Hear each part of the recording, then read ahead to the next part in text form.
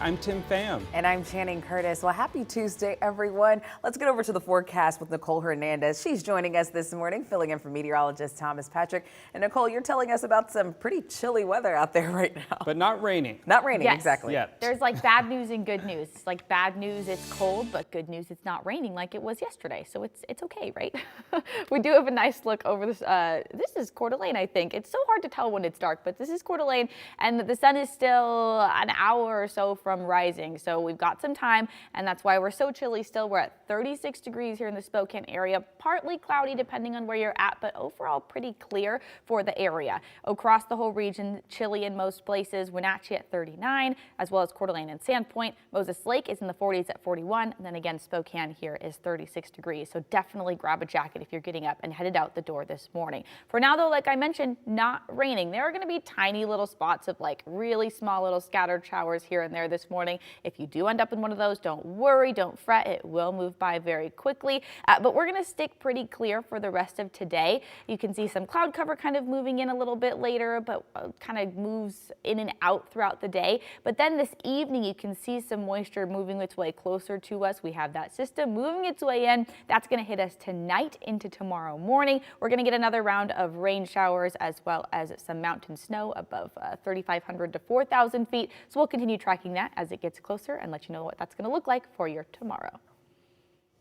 Happening today, Spokane County Commissioners are expected to declare an emergency at the I-90 homeless encampment. Now, this declaration will give Sheriff Ozzie Knezovich more tools to rapidly shut down the city's largest homeless camp. KREM 2's Kyle Simchuk spoke with the sheriff to learn how he plans to move forward and just how soon the camp could be cleared out.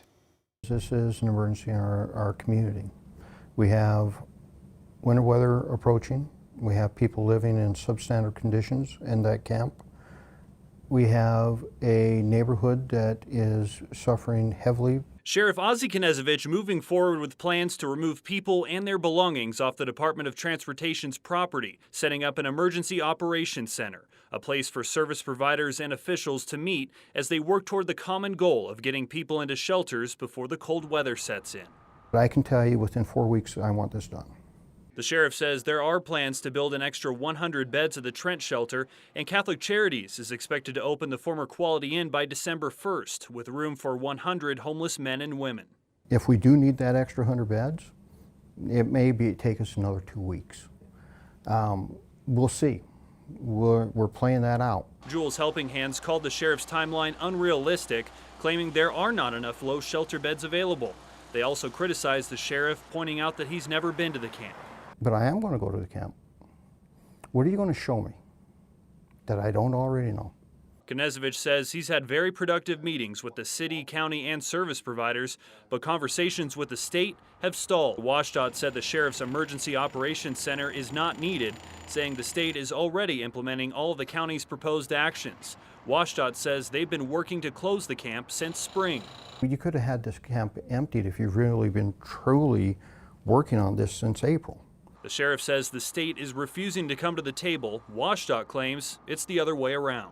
Why can't we drop the luggage, act like adults, work together for this community? That's my question to the state. Why do you keep throwing red herrings? Is it the fact that you just want this to continue? If that's the case, shame on you all. We'll do it on our own.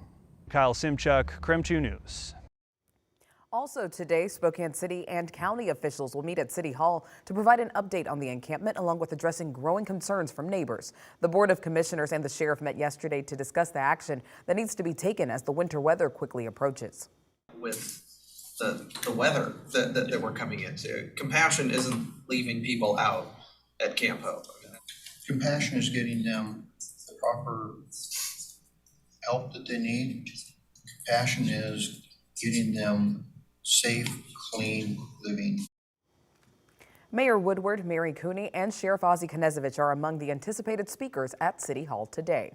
And we now know the city of Spokane issued several citations to the nonprofit Jules Helping Hands for the I-90 encampment. We confirmed with the city the citations are for various illegal activities at the camp, including failing to get a permit for its cooling tent, which is on WSDOT land. A city spokesperson told us citations are being issued daily. The earliest one was issued on September 23rd.